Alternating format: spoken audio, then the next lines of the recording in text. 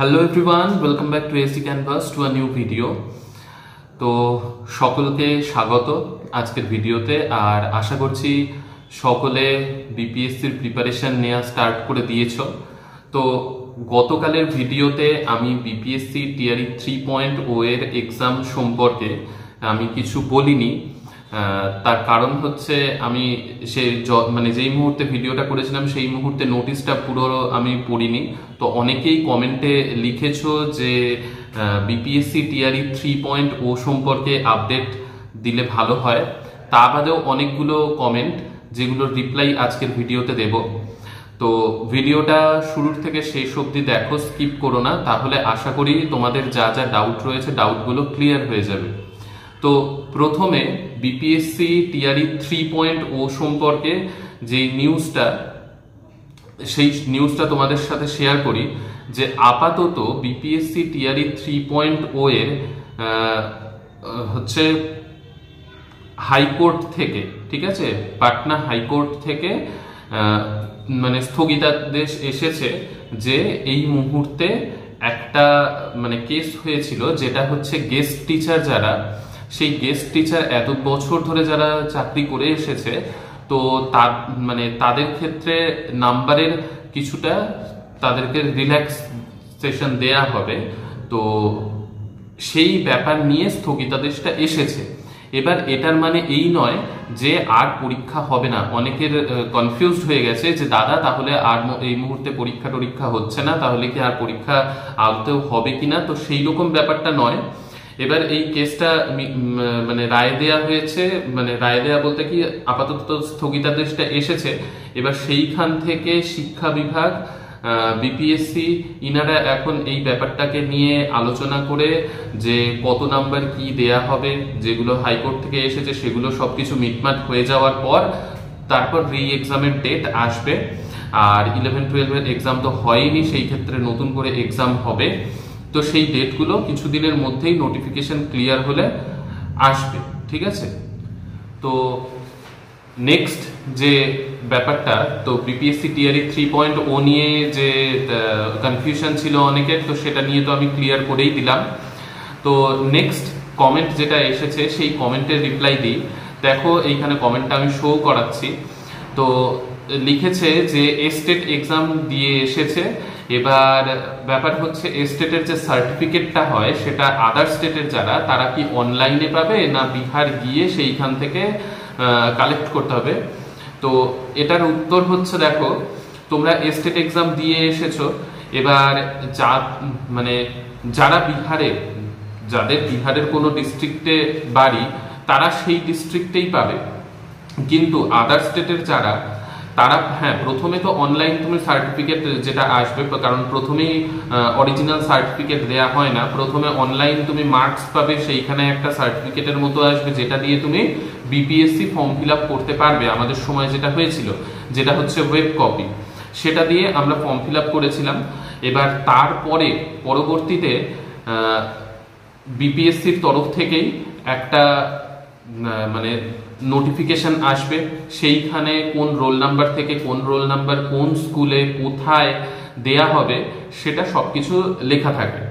এবার আদার স্টেটের জন্য পাটনা গিয়ে সেইখান থেকে স্টেটের সার্টিফিকেট কালেক্ট করতে হয়। তো সেটাই তোমাদের ক্ষেত্রেও করতে হবে। তো সেটা নোটিফিকেশন যখন আসবে সেই মুহূর্তে কোন রোল নাম্বার থেকে কোন রোল নাম্বার কোথায় দেয়া হবে সেগুলো দেখে নিয়ে তোমাদেরকে সেই ডেটে সেই প্লেসে উপস্থিত থেকে সেইখান থেকে অরিজিনাল সার্টিফিকেট কালেক্ট করতে হবে, ঠিক আছে। আর এই অরিজিনাল সার্টিফিকেট যেটা, সেই অরিজিনাল সার্টিফিকেটের ভ্যালিডিটি সব সময়ের জন্য, লাইফ টাইম। তোমার এস্টেটের, বিহারের এস্টেটের যে তুমি কোয়ালিফাই করে গেলে সেইটার যে অরিজিনাল সার্টিফিকেট, সেটার ভ্যালিডিটি লাইফ টাইম। আর সেটা দিয়ে তুমি বিপিএসসির এক্সাম মোট এখনো পর্যন্ত কথা রয়েছে 5 বার দিতে পারবে, সেটা বেড়ে 6 বার হওয়ার কথা চলছে। তো সেটা ফাইনাল যখন হয়ে যাবে 6 বার যদি হয়, আমি তো জানিয়েই দেব। আপাতত 5 বারের কথা রয়েছে, যে 5 বার সেই স্টেটের সার্টিফিকেট দিয়ে ফর্ম ফিল আপ করা যাবে বিপিএসসির জন্য, ঠিক আছে। তো কিভাবে কালেক্ট করতে হবে, কোথায় গিয়ে নিতে হবে, এগুলো সব জানিয়ে দিলাম। আমাদের ক্ষেত্রে মানে আমাকেও সেই একই কাজ করতে হয়েছিল। প্রথমে এক্সাম দিয়েছিলাম, এক্সামের মানে এস্টেটের এক্সাম দিয়েছিলাম বিএসইবি যেটা কন্ডাক্ট করে, তারপর সেটার ওয়েব কপি এসেছিল, তারপরে সেটা ওয়াটারমার্কও এসেছিল। তো ওয়েব কপি যেটা এসেছিল সেটা দিয়ে বিপিএসসির ফর্ম ফিল আপ করতে হয়েছিল। সেই ফর্ম ফিল আপের পর যখন আমার ফাইনাল জয়নিং হয়ে গিয়েছিল, তারপরে একটা ডেট দিয়েছিল অরিজিনাল সার্টিফিকেট নেয়ার। তো সেই সময় অরিজিনাল সার্টিফিকেট কালেক্ট করতে হয়েছিল পাটনাতে গিয়ে। ঠিক আছে, তো এই পুরো প্রসেসটা আশা করি বুঝতে পারলে। এবার নেক্সট কমেন্ট, বিপিএসসি টিআরই 4.0 এর ভ্যাকেন্সি কত থাকবে? দেখো, একজন জিজ্ঞাসা করেছে, এই যে এখানে দেখতেও পাচ্ছ তোমরা। তো দেখো, এটার উত্তর হচ্ছে আপাতত তো অফিসিয়াল কোনো নোটিফিকেশন আসেনি, তবে খুব একটা কম সংখ্যা যে থাকবে না সেটা শিওর। তার কারণ হচ্ছে অনেকের সাবজেক্ট কম্বিনেশন ভুল ছিল যারা জয়েনিং করে গিয়েছিল, অনেকের সিটেটের নাম্বার কম ছিল যারা জয়েনিং করে গিয়েছিল। তো তাদের এখন পরপর লিস্ট বেরোচ্ছে, তো সেইখান থেকে অনেকগুলো সিট তৈরি হবে। তা বাদেও নর্মালি যে সিটগুলো ছিল সেগুলো তো থাকবেই।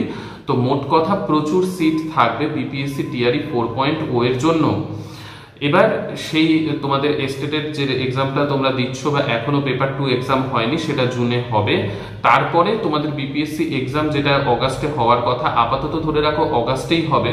তার আগে বিপিএসসি টিআরই 3.0 এর কি মানে নির্দেশ আসে সেই অনুযায়ী একটু পেছোতেও পারে। তো সেটা নোটিফিকেশনের ওপরেই টোটালটা ডিপেন্ড করবে। তো এই হচ্ছে 4.0 এর ভ্যাকেন্সি সংক্রান্ত ব্যাপার। এবার নেক্সট কমেন্ট যে জিজ্ঞাসা করেছে, সোশ্যাল সায়েন্সের 9-10 এর যে বিপিএসসির এক্সাম দেবে, তো সেই বিপিএসসি এক্সাম দেওয়ার সময় যে সাবজেক্ট কম্বিনেশন চুজ করেছে, সেই সাবজেক্ট কম্বিনেশনে ওএমআর শিট ফিল আপ করার সময় সেইখানে কি মানে সেই পোর্শনের টিক কোথায় দিতে হবে? তো ব্যাপার হচ্ছে, দেখো তোমরা যে সাবজেক্ট কম্বিনেশন দিয়েছো সেই ওয়াইজ তোমার কোয়েশ্চেন আসবে। সেইখানে তোমার নর্মাল যে 1 থেকে 150 অব্দি ওএমআর শিটে থাকবে নাম্বারিং, তোমার মানে সাবজেক্ট কম্বিনেশন হিসেবে তুমি যে কোয়েশ্চেন পাবে, তোমাকে নর্মালি সেই ওএমআরে জাস্ট ফিল আপ করতে হবে। এমন নয় যে তোমার সাবজেক্ট কম্বিনেশনের জন্য আলাদা কোনো শিটে জায়গা থাকবে। তোমার 1 to 150 অব্দি ওএমআরে নাম্বারিং থাকবে, সেইখানেই তোমার ফিল আপ করতে হবে। তোমার সাবজেক্ট কম্বিনেশন ওয়াইজ তুমি কোয়েশ্চেন পেয়ে যাবে। ঠিক আছে, আচ্ছা নেক্সট যে কমেন্ট করেছে, সে লিখেছে যে দাদা এক্সাম দিয়ে আসলাম এস্টেটে, খুব ভালো হয়েছে এক্সাম। তো তোমার ভিডিও দেখেই আমি এক্সট্রা ডেটে যে বাড়িয়েছিল এস্টেটের এক্সামের ফর্ম ফিল আপ করার জন্য, সেই এক্সট্রা ডেটে ফর্ম ফিল আপ করেছি। তো তার জন্য থ্যাঙ্কস লিখেছে। খুব ভালো কথা, শুনে খুব ভালো লাগলো। হ্যাঁ, এরকম অনেকেই মেসেজ করে যে ভিডিও দেখেই জানতে পেরেছে এস্টেট সম্পর্কে, তারপরে ফর্ম ফিল আপ করেছে। তো সেটা যখন তোমাদের কাছে তোমরা উপকৃত হয়েছো, সেটা শুনে আমিও আমার দিক থেকে খুব স্যাটিসফাইড যে যাক, কারো তো উপকারে আসছে ভিডিওগুলো। তো এই হচ্ছে ব্যাপার। আজকে আবার এইখানে বেশ ভালোই বৃষ্টি শুরু হলো, যা গরম পড়েছিল। আচ্ছা, তো নেক্সট কমেন্টে যাই। একজন লিখেছে এই যে এখানে যে দাদা মেইন টপিকটা আলোচনা করলে ভালো হয়, যেটা হচ্ছে সে জানতে চেয়েছে জেনারেল পেপার মানে জেনারেল পোর্শন যেটা, সেই জেনারেল পোর্শনের সিলেবাস কি আর ল্যাঙ্গুয়েজের সিলেবাস কি। আগের ভিডিওতে ল্যাঙ্গুয়েজের সম্পর্কে, ল্যাঙ্গুয়েজের ডিটেলসটা আমি আগের ভিডিওতে জানিয়েছিলাম যে ল্যাঙ্গুয়েজ পেপারে কি থাকে, কি নিতে হয়, কি চুজ করলে কি হয়, মানে পুরোটা রয়েছে আগের ভিডিওতে ডিটেলসে।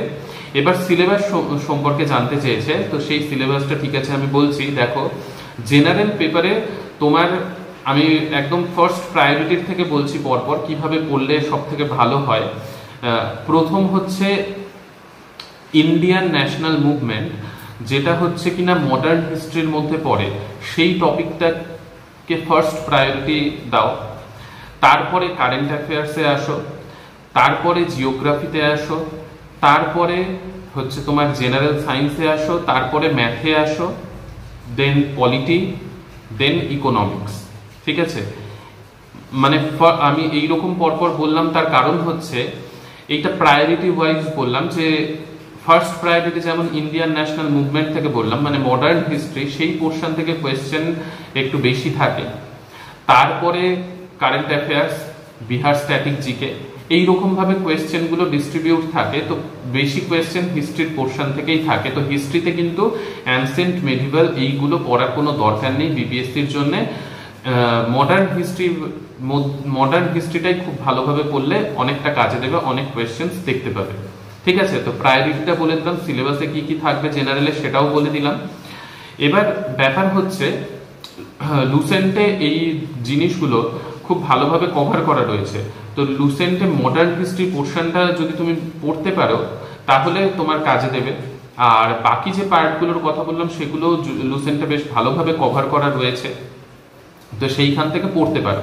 বা আর যদি কারো অন্য কোথাও থেকে পড়া হয়ে থাকে তাহলে জাস্ট রিভিশন দাও। ঠিক আছে, আচ্ছা।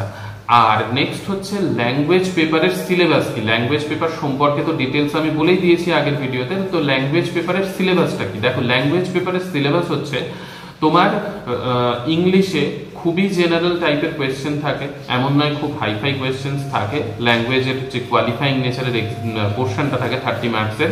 ইংলিশের খুব নর্মাল কোয়েশ্চেন থাকে, গ্রামার টাইপের কিছু কোয়েশ্চেন, টোটাল 8টার মধ্যে। আর তুমি যে ল্যাঙ্গুয়েজ পোর্শনটা চুজ করছো অপশনাল হিসেবে, সেইখানে কিন্তু তোমার গ্রামারের পোর্শন থেকেই কোয়েশ্চেন বেশি আসবে। ধরো বেঙ্গলি চুজ করেছো, তো তোমার বেঙ্গলের গ্রামারের পোর্শন থেকেই বেশি কোয়েশ্চেন আসবে। আর সেই ক্ষেত্রে আমি যেমন এক্সাম দিতে যাওয়ার সময় ভেবেছিলাম যে কোনো গদ্যাংশ তুলে দেয় সেইখান থেকে কোয়েশ্চেন আসে, তো সেগুলো কিছুই আসে না, জাস্ট গ্রামারের কোয়েশ্চেনই থাকে। ঠিক আছে, তো এইটা হচ্ছে সিলেবাস ল্যাঙ্গুয়েজের আর জেনারেল পেপার।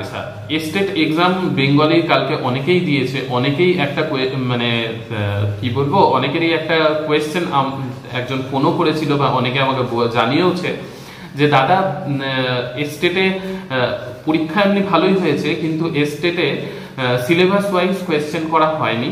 বেঙ্গলি সাবজেক্টের যারা তারাই এই কথাটা বলেছে যে সেই ক্ষেত্রে পুরোটাই গ্রামারের কোয়েশ্চেন দিয়েছে। তো দেখো স্টেটের ক্ষেত্রে গ্রামারের পোর্শনই বেশি থাকে, মানে গ্রামারই পুরোটা থাকে প্রায় ধরা যেতে পারে। বেঙ্গলি আর ইংলিশ এই দুটো সাবজেক্টের জন্যই। এবার তোমার যে সিলেবাসটা দেওয়া রয়েছে লিটারেচার পোর্শনের, সেটা কিন্তু বিপিএসসিতে থাকবে। তো অনেকেই এই ব্যাপারটা আমাকে বললো যে দাদা সিলেবাস একদম ফলো করেনি, কিছু না। হ্যাঁ, তো স্টেটে এইরকম টাইপেরই করে কোয়েশ্চেন। আবার একজন এটাও লিখেছে যে অনেকগুলো কোর্স যেগুলো করিয়েছে সেইখান থেকে কোনো কোয়েশ্চেনই আসেনি স্টেটের। তো দেখো সেটা এখন এক মানে এই মুহূর্তে যে কোর্সগুলো লঞ্চ করা হচ্ছে, বা একজন আমাকে জিজ্ঞাসাও করেছিল দাদা কোন কোর্সটা এখন পারচেজ যদি করি সেটা ফ্রুটফুল হবে। তো এক একজনের এক একটা সাবজেক্ট, সেই ক্ষেত্রে দেখো পুরো সাবজেক্টটা যদি কোনো অনলাইন কোর্স করায় সেটা তো দেখো 2 মাসের মধ্যে মানে পুরোপুরি কভার করা একেবারে ইম্পসিবল ব্যাপার। যেমন যদি ধরো আমার ফিজিক্স, তো ফিজিক্সের যদি কেউ বলে 2 মাসের মধ্যে পুরো সিলেবাস কমপ্লিট করিয়ে দেবে, সেটা কিন্তু সম্ভব নয়। সেক্ষেত্রে অনেক কিছুই বাদ করার সম্ভাবনা থাকে। তো সেই ক্ষেত্রে আমি তো সকলকেই বলি যে সেলফ স্টাডি করাটাই বেস্ট হবে। তো এই হচ্ছে ব্যাপার। তো এইটা বেঙ্গলি নিয়ে অনেকের কোয়ারি ছিল যে এরকম কেন হয়েছে। তো এইরকমই স্টেটে কোয়েশ্চেন করে, গ্রামাটিক্যাল পোর্শন বেশি থাকে। বিপিএসসিতে তোমরা লিটারেচার পোর্শন থেকেও কোয়েশ্চেন দেখবে, মানে সিলেবাস যেটা রয়েছে সেটা। আচ্ছা, নেক্সট হচ্ছে একজন জিজ্ঞাসা করেছে যে বিএড করছে এখনো কমপ্লিট হয়নি আর বেঙ্গলি মিডিয়াম, সেক্ষেত্রে ইংলিশ ভার্সনে পরীক্ষা দিতে পারবে কিনা। কোনো ব্যাপার নয়, ইংলিশ ভার্সনে পরীক্ষা দিতে পারবে, কিন্তু সব থেকে বড় কথা হচ্ছে বিএড তোমার কমপ্লিট হওয়া চাই। বিএড কমপ্লিট না থাকলে এক্সাম দিতে পারবে না, মানে ফর্ম ফিল আপই তুমি করতে পারবে না। ঠিক আছে, তার জন্য তোমার বিএড কমপ্লিট হতে হবে, কারণ সার্টিফিকেট তোমাকে ডাউনলোড করতে হবে। সার্টিফিকেট বা মার্কশিট যাই হোক না কেন সেটা কিন্তু ফাইনাল ইয়ারের তোমাকে আপলোড করতে হবে।